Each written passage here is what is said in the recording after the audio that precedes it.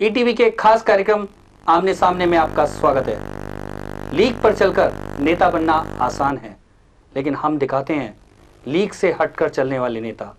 आज है हमारे बीच में देवी सिंह भाटी जी। आप राजनीतिक मंच से काफी लंबे समय से गायब हैं जी। कहाँ हैं आप इस समय? मैं आम पीड़ा के बीच में रहने का प्रयास करता हूं। ऊपर वाले ने ऐसा ही मुझे सोच दिया है। मैं शुरू से ही गांव से लेकर शहर के हर उस तबके के बीच में रहने का प्रयास करता हूं जहां उस दुखती हुई रग को छेड़कर पीड़ा को बाहर निकालूं और उसको साथ लेकर फिर मैं। लेकिन पिछले 2.5-3 साल से जब से यहाँ भाजपा सरकार बनी है, आप नजर नहीं आए। ऐसा लगा कि कहीं आपका राजनीतिक मोह भंग तो नहीं हो गया? मजबूरी में हमें चुनाव लड़ना पड़ा, क्योंकि हमारा जो समर्थक था वो राजनीतिक जीव था। वो किसको वोट दे, उसकी नाराजगी थी कांग्रेस और बीजेपी के साथ। मजबूरी में चुनाव लड़े। आशा के अनुरूप हमारे नतीजे नहीं आए। आंकड़ों में वोट हमें कांग्रेस बीजेपी के बाद में सबसे ज्यादा मिले 6.5%। लेकिन जब एक बार जब आप मैदान में चाहे फुटबॉल खेलो चाहे परीक्षा दो और जब आप पास नहीं होते तो एक दफे सुस्ती और ठहराव आ जाया करता है। वो ठहराव आया, फिर कुछ पारिवारिक परिस्थितियां ऐसी थी जिसके कारण से। लेकिन हमने आरक्षण मुद्दे को कभी नहीं छोड़ा। हर मंच के ऊपर है। जैसा आप ही कह रहे हैं कि आपने इस मुद्दे को लेके चुनाव लड़ा और जनता ने आपको नकार दिया, फिर भी इस मुद्दे को आप क्यों उठाना चाहते हैं? नकारा नहीं है। हमारा काफी ऐसे साथी थे जो बिल्कुल को 1200 वोट को 5000 वोट से हारा है, और मैं चाहे अकेला जीत के आया उसका कोई फर्क नहीं। 6.5% वोट लेना राजस्थान में कम बात नहीं है। जो हमने बीएसपी चाहे लोक दल था चाहे अन्य दल थे, सबसे ज्यादा हमने वोट लिए। कहीं 6.5% वोट की बात अलग हटा दें तो कहीं भी आपके किसी कार्यक्रमों में जनता इन 2.5 सालों में आई हो, ऐसा नजर भी नहीं आता। हमने अभी हाल ही में 25 जून को 18 दिन पूर्व एक सूचना दी लोगों को कि आप जोधपुर संभाग की रैली में वहां पहुंचिए, और ये आपके मीडिया ने लिखा है, टीवी चैनल में बताया गया है कि उसमें लाखों की संख्या में लोग थे, तपती धूप में, बिना छाया के, बिना पानी की व्यवस्था के, और अपने अपने जेब से खर्चा करके लोग आए थे। साहब, इस प्रकार से जहां दूसरे राजनीतिक दल अपने नेताओं के लिए, पदाधिकारियों के लिए बसों में अपनी व्यवस्था करा के फिर लेके आते हैं, जबरदस्ती ठूस के लाते हैं, वो स्वेच्छा से निकल गया है। मेरे पास कोई ऐसी शक्ति को प्रभाव या पद नहीं है, लेकिन उसके बावजूद भी लाखों की संख्या में लोगों का आना ये कम बात नहीं है। ये माना जाएगा कि जनता के बीच में रहता हूं। साहब, कब तक आप एक इसी आरक्षण के झुंझुने को लेकर राज्य की राजनीति करते रहेंगे? आज हम हिसाब लगाए 55 साल के बाद में भी जो उसका नीडी है, जो उसका पात्र है, वो एसटी को अभी भी उसका लाभ नहीं मिल रहा। आदिवासी को, वो जो एससी के अंदर है, एक ही एक परिवार में बाप बेटा पोता वही सारा उसका लाभ उठाया जा रहा है। ओबीसी में ऐसी सक्षम जातियों को उनके साथ बैठा दिया, माड़ी खाती कुमार नाई दर्जी के साथ में, उनको आज अपना हक नहीं मिल रहा। ये आवाज कोई नहीं उठा रहा। कोई राजनीतिक दल हिम्मत नहीं कर सकता। सामाजिक न्याय मुझे इस बात को लेके खुले आम, चाहे विधानसभा का पटल हो चाहे और हम सार्वजनिक मंच, हर जगह इस मुद्दे को उठाते हैं। मुद्दा बहुत महत्वपूर्ण है। आज देखिए, आप आज रिलीफ वर्क में एक मेरी बात सुनिए। आप अकाल राहत कार्य में भी आरक्षण, जहां मिट्टी ढोना चाहते हैं तपती धूप के अंदर, हम अपनी बहन बेटी बहुओं को पराये मर्दों के सामने भेजने के लिए तैयार हैं। वहां हमारी मजदूरी में नंबर नहीं आता। पहले एससी का लगेगा, फिर एसटी का लगेगा। फिर आपके संगठन ने, सामाजिक न्याय मंच ने बड़ी लंबी चौड़ी दलीलें दी, लंबे लंबे कार्यक्रम किए, लाखों जनता को जोड़ा। जी। जब चुनाव आए तो आपके नेता जेवड़े तोड़ाकर अपनी लगाम तोड़ा के भाग गए। जनता हमारे साथ, जनता का विश्वास आपके साथ खो चुका है। जनता हमारे साथ थी। मैं आपके सामने जनता द्वारा ही चुना गया हूं, और लगातार मैं 1980 से आ रहा हूं। जो नेता थे कहाँ हैं आज? सत्यनारायण सिंह कहाँ हैं? लोकेंद्र कालवी कहाँ हैं? बाकी लोग जो आपके साथ सामाजिक न्याय मंच में थे, वो आरक्षण का मुद्दा लेकर ही चल रहे हैं। वो अन्य किसी भी ऐसा कोई दुकान सजा के शोरूम खोल के नहीं बैठे हैं। केवल अपनी राजनीतिक पहचान बनाने के लिए लोग इस आरक्षण के झुंझुने का उपयोग कर रहे हैं और जनता को बेवकूफ बना रहे हैं। घर छोड़ के, राख लगा के कोई भी सड़कों पर इस प्रकार से नहीं लगातार घूमा करता। सबको सुख सुविधा और घर चाहिए, पद चाहिए। हम उस सत्ता को ठोकर मार के उस सारे मैदान के अंदर खुले आम आए हैं। मैं भी मंत्री लगातार रहा हूं, कोई दिक्कत वाली बात नहीं थी, मैं भी रह के कर सकता था। लेकिन इसी आरक्षण मुद्दे के कारण से मुझे बीजेपी से अलग होना पड़ा। ये कैसा देश है हमारा? इस देश को हमने मुसलमान होने से बचाया, और आज जब हमने हजारों परिवार होम के इस आजादी को प्राप्त किया है, हमारी कोई भागीदारी नहीं। हम इस भागीदारी के लिए मरेंगे, लड़ेंगे, इसमें कोई दिक्कत वाली बात नहीं। क्या आप ये नहीं मानते कि जो जिस तरह की जाति व्यवस्था है, जिस तरह का सामाजिक शोषण पिछले सदियों से अपने देश में चला, तो उसमें आरक्षण व्यवस्था बहुत जरूरी हो गई है? आरक्षण व्यवस्था जरूरी है, उस पात्र को जो उसको जरूरत है। लेकिन ये नहीं है कि साहब एक ही गांव में सारा आरक्षण आ पड़े, वहीं सारे उसके बेटे पोते पड़पोते ये सारा भतीजे सारे परिवार उसको खाता रहे। जब उस रामलाल जो हमारा वाल्मीकि है, वो हमारा ढोली है, उसका नंबर कब आएगा आखिर? बार बार बातें ये आती है कि आप भाजपा वापस ज्वाइन करने वाले हैं, तो इन परिस्थितियों में आरक्षण विरोधी जो लोग हैं, जो सामाजिक न्याय मंच से जुड़े हुए लोग हैं, आखिर कहां जाएं? आरक्षण विरोधी पहली बात कोई नहीं है, आरक्षण के सब समर्थक हैं, लेकिन न्यायिक बंटवारा चाहते हैं। हमने लोकसभा के चुनाव में इसलिए सशर्त समर्थन दिया था कि हमें विधानसभा के चुनाव से पूर्व में यह आश्वासन दिया गया था। हमारी वार्ता हुई अडवाणी जी से, हमारे स्वर्गीय प्रमोद जी से, और उसमें हमें आश्वस्त किया था कि जैसे ही हमारी सरकार दोबारा केंद्र में बन जाएगी, आयोग की रिपोर्ट आ जाएगी और हम आर्थिक आधार पर आरक्षण देने के लिए फैसला करने का पूरा प्रयास करेंगे। लेकिन केंद्र में सरकार नहीं बनी और उस मजबूरी में हमें पार्लियामेंट का समर्थन करना पड़ा बीजेपी के लोगों का। तो क्या आपका दोनों पार्टियों से, कांग्रेस से और भाजपा से, मोहभंग हो चुका है? हमारे इस व्यवस्था से ही मोहभंग हो चुका है। हमें एक जरा कुर्सी बता दीजिए हिंदुस्तान में कि वहां जाते ही उस गरीब को जो जरूरत जिसके साथ अन्याय है, तत्काल जाते ही न्याय मिल जाएगा। एक कुर्सी नजर नहीं आ रही। जब आपका व्यवस्था पे विश्वास नहीं है तो फिर इस तरह का विरोध और आंदोलन क्या आपको लाभ दे पाएगा? व्यवस्था में सुधार करने के लिए किसी को आगे आना पड़ेगा। घर बैठे आप सिर्फ विचार और चिंतन मनन करें, उससे कभी भी बदलाव नहीं आ सकता। इस चर्चा को जारी रखेंगे, अभी लेते हैं एक छोटा सा ब्रेक। बीती बीती यादें, छोटी छोटी बातें, सपनों का सूरज फिर आया निकल, प्यार में डूबा हुआ हर पल, ये है प्रिया, ये है प्यार का एहसास, ये है प्रिया। एक आवाज अत्याचार के खिलाफ, एक आवाज भ्रष्टाचार के खिलाफ, एक आवाज जो चीर दे अंधेरे को, एक आवाज उठती है हर शहर, नगर और हर गली से, एक आवाज सच्चाई की, आवाज एक सच। हर शनिवार रात 8:30 बजे सिर्फ ईटीवी राजस्थान पर।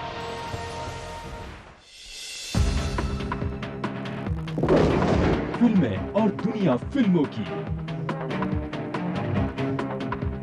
सितारे और महफिल सितारों की, बातें, खबरें और बहुत कुछ खास आपके लिए। फिल्मी दुनिया के हर पहलू का आईना, फिल्मी नामा, रोज शाम 5:30 बजे सिर्फ ईटीवी पर। ब्रेक के बाद आमने सामने में आपका एक बार फिर स्वागत है। आज है हमारे बीच में राजस्थान के तेज तर्रार नेता देवी सिंह पाटिल। आपकी बार बार भाजपा ज्वाइन करने की, भाजपा से संपर्क की खबरें आती हैं, क्या सच्चाई क्या है? ये सारी मीडिया की मनगढ़ंत कहानियां हैं। कभी बीजेपी में कहते हैं कि जा रहे हैं, आज वहां मंत्री पद शपथ ले रहे हैं।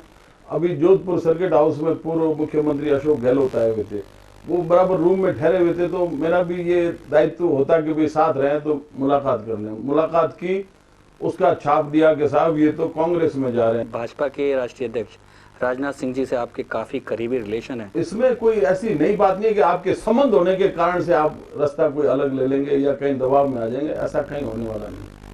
तो आप ये तय है कि आप भाजपा ज्वाइन नहीं करेंगे? नहीं, हमारे लिए चुनाव अब जरूरी नहीं रह गया। अब हम किसी को चुनाव लड़ाएं, कोई राजनीतिक पार्टी खड़ी करें, ये हमारा नहीं रहेगा। हम तो जनता के बीच में रहेंगे। और जब जन समूह इतना जबरदस्त समर्थन दे रहा है, ये देखिए इस प्रकार से अभी 25 जून को लोग आए वहां पर। आपका जो दल है सामाजिक न्याय मंच, जो एक सामाजिक संगठन था, वो राजनीतिक दल की वो राजनीतिक दल मजबूरी थी हमारी कि हमारा वो साथी कार्यकर्ता कहां जाता, बीजेपी कांग्रेस को वोट देना चाहता नहीं था। और हमारा जो अब ये आरक्षण का मुद्दा है, ये सिर्फ एक गैर राजनीतिक संगठन है और एक सामाजिक संगठन के नाते ही हम ये लड़ाई लड़ेंगे। क्या अब चुनावी पचड़े में, चुनावी राजनीति में ये संगठन नहीं पड़ेगा? जी नहीं। क्या किसी को समर्थन, किसी का विरोध ये संगठन नहीं नहीं, करेगा? देखिए, हम इस व्यवस्था के अंदर भागीदारी नहीं करें, ये भी इस प्रजातंत्र के लिए ठीक नहीं होगा। आरक्षण का प्रश्न एक राजनीतिक प्रश्न है। बड़ी बड़ी जो भी ऐसी हस्तियां थी जो कि साहब लगता था कि इनको साहब इंदिरा गांधी को कोई हटा नहीं सकता, चाहे राजस्थान में कोई ऐसे थे कि इस सरकार को कोई बदल नहीं सकता, ये सारे जनता ने फैसले किए। किसी सरकार के और पद की आवश्यकता नहीं होती बदलाव के लिए। लोग चुनावों से पहले आप जैसी ही बातें करते हैं। अगर मैं गलत बयान नहीं करूंगा, मेरा कोई स्वार्थ होगा तो जनता वहीं ठुकरा देगी। हम राजनीति में, हमारी जाति सबसे बेईमान जाति कहलाती है। हमारा स्वार्थ रहता है सिर्फ कुर्सी और सत्ता तक। इसलिए जनता का मोह भंग हो चुका है राजनीतिक दलों से, राजनीतिज्ञों से। इसलिए हम चाहते हैं कि नया नेतृत्व उस युवाओं में से निकल के आए, और ये हमारे संघर्ष में से हुआ है पहले 4.5 साल में। पर ये नया नेतृत्व जब दूसरे राजनीतिक दलों में जाएगा तो उसमें भी वही बुराइयां आ जाएंगी। हम ये अपेक्षा करते हैं कि जो तबके संघर्ष करके आएगा वो सारा भला बुरा सबकी पहचान, उसकी चेतना, उसकी समझ सारे में सुधार होगा और उसे पता होगा कि मैं किस जमीन पर खड़ा हूं। तो इसलिए मैं नहीं सोचता कि साहब ऐसा नेतृत्व कोई बेईमान होगा या किसी राजनीतिक दल के अंदर अपने लाभ स्वार्थ के लिए चला जाएगा। भाटी साहब, आप तो इतनी लंबी राजनीतिक पारी खेल चुके हैं, आप जानते हैं किस तरह से संघर्ष में निकल के आने वाले लोग भी फिसले हैं। हमने देखा है कि जो संघर्ष करके उस आजादी की लड़ाई में शामिल हुआ वो पीढ़ी 80% ईमानदार रही। तो क्या ऐसा आप मानना चाहिए कि देवी सिंह भाटी की राजस्थान की राजनीति में भूमिका खत्म हो चुकी है? राजनीति में हूं, इसमें कोई दो राय नहीं है। मैं आज राजस्थान सामाजिक न्याय मंच से विधायक हूं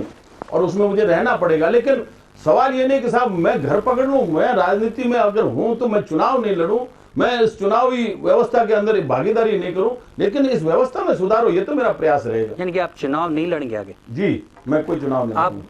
चुनाव से पूरी तरह से संन्यास ले लेंगे? जी, यानी कि आप पूरी तरह से इस चुनावी व्यवस्था से अलग हट रहे हैं? चुनावी व्यवस्था से मैं अलग नहीं हट रहा हूं, मैं इस चुनावी व्यवस्था में सुधार का प्रयास कर रहा हूं और उसमें अच्छे लोगों को लाने का प्रयास करूंगा। भाटी साहब, आपके सामने एक और बड़ा सवाल है, क्या आरक्षण के अलावा इस समय राजस्थान की जनता के सामने और कोई मुद्दा नहीं है? देखिए, मुद्दे सारे होते हैं, कोई एक साथ 1 लाख मुद्दे हैं हमारे हिंदुस्तान में, उन सबको ले ले, ये संभव नहीं है। इस आरक्षण व्यवस्था जो हमने कर रखी है उसका पूरा लाभ सही पात्र को नहीं मिलता, क्रीमी लेयर लागू नहीं होती और इस प्रकार से सर्टिफिकेट जारी कर दिए। तो इस आरक्षण मुद्दे को कोई ना कोई तो टेकअप करे। जो राजनीतिक दल नहीं उठा रहे हैं, जो वर्गीकरण की बात नहीं कर रहे हैं, जो आर्थिक आधार पर आरक्षण देने के लिए सिर्फ घोषणा पत्र तक, चुनाव तक बात करते हैं, उसके बाद में बात नहीं करते, ये भी हमारा दायित्व है। जनता पीड़ित रही, पानी से रही, बिजली से रही, लेकिन कहीं भी भाटी जी इन 2.5 सालों में देखिए ऐसा नहीं है। हमने चाहे अकाल का मुद्दा था, उसके अंदर बराबर वहां आमरण अनशन होकर उसके अंदर सारा व्यवस्था सारे लोगों के लिए करवाई, चाहे अकाल के चाहे पशुओं के चारे के लिए, ये सारी व्यवस्था हुई। जब ये हमारे पंजाब ने पानी देना बंद कर दिया था, कोई नहीं उसके लिए आगे आया, लेकिन हम लोग आगे आए, वो पानी भी हमें हमारे हिस्से का मिला। जब नहर के द्वितीय चरण के साथ अन्याय एक तरफा सरकार दबाव में आके फैसले कर रही थी, उसने हमें पूरे ठेठ जैसलमेर तक हमने आंदोलन चला के वो सारा लिखित में समझौता करवाया। हम उस साजिश को भी देख रहे हैं कि साहब आज आरक्षण के मुद्दे को सिर्फ अपनी रोटियां सेकने के लिए विधानसभा चुनाव से पहले हर एक उस जाति के लोगों को, ये साहब ब्राह्मण आरक्षण मंच का झंडा अलग, राजपूत आरक्षण मंच, गुर्जर आरक्षण मंच, माड़ी आरक्षण मंच, ये सिर्फ एक 36 कौम को साथ लेकर सामाजिक न्याय मंच चल रहा था, उस ताकत को बिखेरने के लिए झंडे खड़े करके दे दिए। वो नेता उस समय स्टेज के ऊपर से खड़े होकर कह रहे थे सरेआम, हमारे लिए समाज पहले, राजनीतिक पार्टी बाद में, विधानसभा के टिकट मिलने लगे तो हो गई पार्टी पहले, समाज को रख दिया अलमारी के अंदर ताला लगा के, जब जरूरत पड़ेगी काम में ले लेंगे। उन मंत्रियों को ना तो आप खींच पाए, ना उन मंत्रियों को नीचे ला पाए। हम जनता के बीच में लेके इस मुद्दे को जा रहे हैं, जनता को समझा रहे हैं कि भाई आप लोगों को भावुकता में वहां बुला लिया गया और उसके बाद में उस विषय को किसी ने भी छेड़ा तक नहीं, चर्चा तक नहीं की। इसलिए जनता से जब तक भावना नहीं खड़ी होगी, जब वो अपने आप के सारे जो ठगे वहां महसूस करेंगे नहीं, तब तक इसके अंदर कोई भी बदलाव या कोई भी उनकी खिंचाई का कहीं रास्ता मुझे दिखता नहीं। मैं सिर्फ अगर कहीं एक जगह भाषण दे दूं, सिर्फ उससे खिंचाई नहीं होती। इस चर्चा को जारी रखेंगे, अभी लेते हैं एक छोटा सा ब्रेक।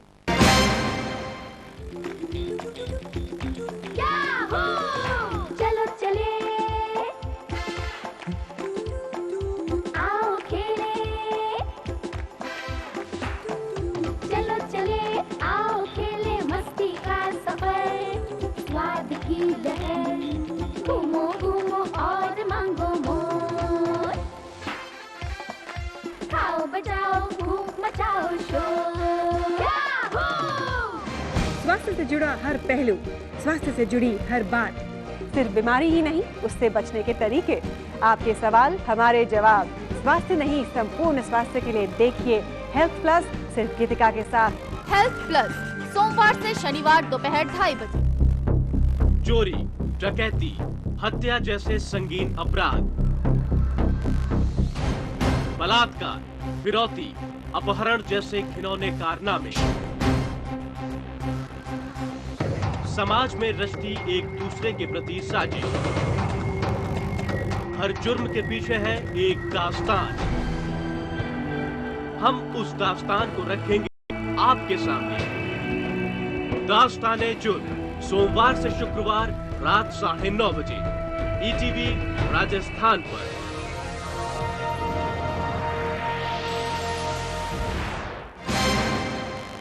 ब्रेक के बाद आपका एक बार फिर स्वागत है। आज हमारे बीच राजस्थान के तेज तर्रार नेता देवी सिंह भाटी। क्या भरोसा है कि आप फिर आंदोलन कर रहे हैं, उनसे जो नेतृत्व उपजेगा वो जनता के साथ न्याय करेगा?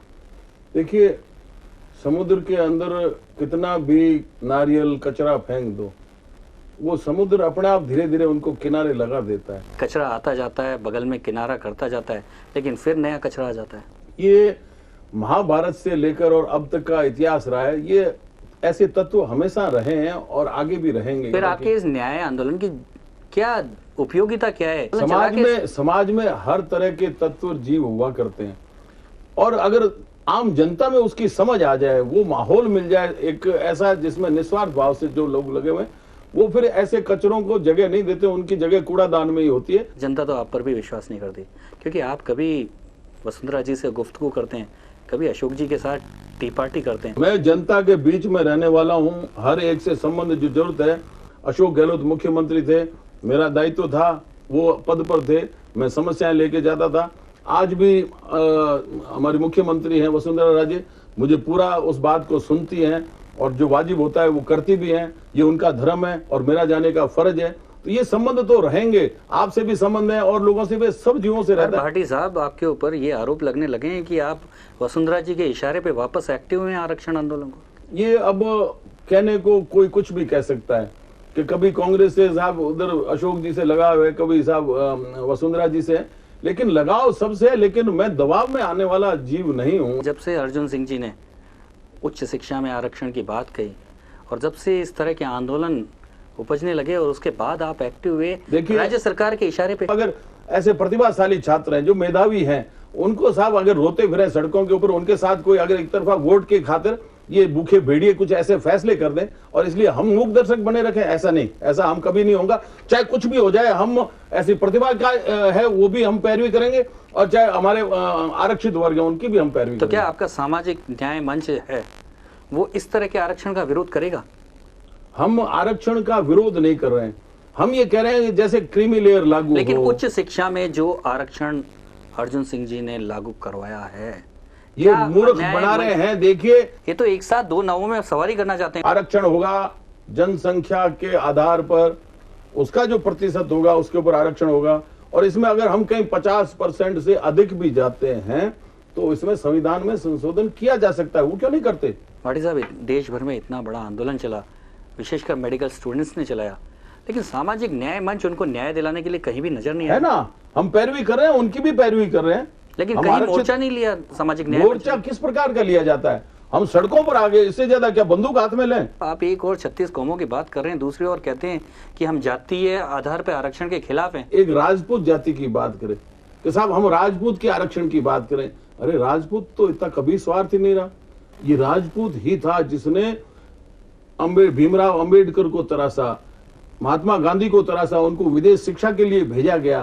राजपूत कभी अकेला अपने लिए नहीं लड़ा है, वो सब उस देश की 36 कौम के लिए लड़ा है, हजारों परिवार हो में हैं, साके किए हैं। ये बात भी सच है कि इस देश में जातीय युद्ध कराने में विश्वनाथ प्रताप सिंह और अर्जुन सिंह का हाथ रहा है। देखिए, व्यवस्था में कोई भी बदलाव लाता है तो एक दफे लगता है कि ये सिर्फ अपना स्वार्थ देख रहा है। क्या ओबीसी के लोगों को आरक्षण नहीं मिलना चाहिए, जिन्होंने सैकड़ों वर्ष तक दूसरे समाजों की सेवा की है? पिछले 50 सालों से अतिरिक्त अवसर मिल रहा है, तो क्या उसका कोई असर दिखाई दिया है? असर नहीं दिया। बढ़ने के अलावा इस देश में और कुछ हुआ है आरक्षण? असर नहीं दिख रहा, इसीलिए मैं कह रहा हूं कि ये जो चाहे सुप्रीम कोर्ट हमारा उच्चतम जो न्यायालय का स्थल है, वहां से अगर वर्डिक्ट जारी हो गई तो उसको भी क्रीमी लेयर लागू नहीं करे। एक बार उच्च पद पर आ जाए उसको दोबारा अवसर नहीं मिले, ये कौन लागू करेगा? लेकिन ये लागू नहीं कर रहे, लागू करते तो निश्चित तौर पर इसमें कोई न कोई दिशा बनती, उनको मान सम्मान जीने का एक मौका मिलता। किस आधार पे आप ये आर्थिक आधार पे आरक्षण की बात कह जैसा क्या कि असंवैधानिक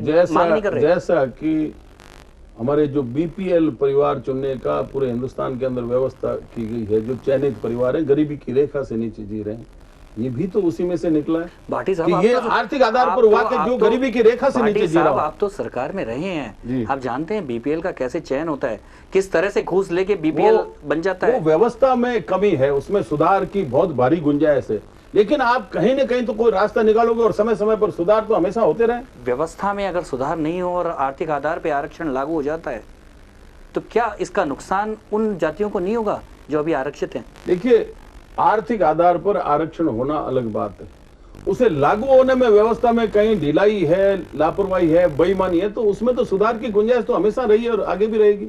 तो क्या इसकी संभावना नहीं है कि लोग बीपीएल के भी सर्टिफिकेट लाते हैं ना, लाते हैं, यही तो कह रहे हैं ना हम। तो फिर किस आधार पे आप आर्थिक आधार पे आरक्षण की बात? देखिए, आज अगर आपको स्वच्छ जल नहीं मिल रहा है, आज पर्यावरण दूषित हो गया है, आज हमारी इस परिवहन में हर जगह चलने में, ट्रैफिक में दिक्कत आती है, तो क्या हम चुपचाप बैठे रहे? क्या उसकी सुधार की बात नहीं करें? सुधार की गुंजाइश रही है और रहेगी और उसमें सुधार करना चाहिए। इस चर्चा को जारी रखेंगे, अभी लेते हैं एक छोटा सा ब्रेक। क्या करूं क्या नहीं, जो मन को अच्छा लगे, छोटे छोटे हाथों से बना लो जल्दी से। देखते देखते ही मन मचल पड़े, खाकर भी खुश हो जाना। त्योहारों का उपहार प्रिया गुलाब जामुन मिक्स के साथ एक स्टील बाउल मुफ्त।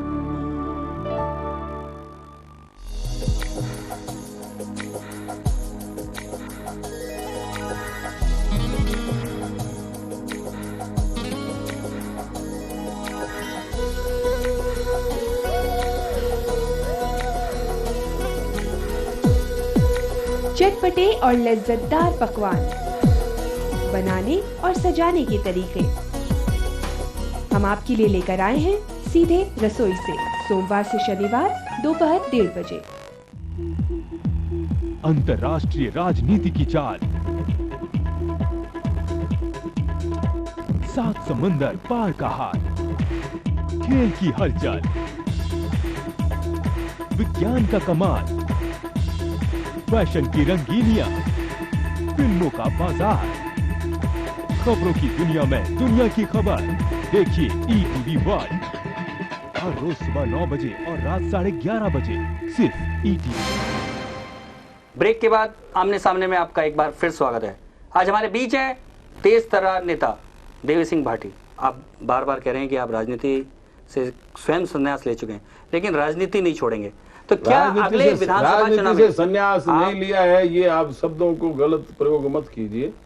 मैंने ये कहा कि मैं चुनाव नहीं लड़ूंगा इस आरक्षण के हित में, और आरक्षण का फैसला हो गया तो मैं चुनाव लड़ूंगा। साहब, राजनीति में आप चुनाव नहीं लड़ेंगे लेकिन समर्थन करेंगे, तो अगले चुनाव में आप ये बताइए कि किस पार्टी को समर्थन करने जा रहे हैं? नहीं, मैं कोई बंधा हुआ थोड़ी न हूं कि आज ही कोई खाली स्टाम्प के ऊपर दस्तखत करके दे दो मैं इसको समर्थन करूंगा।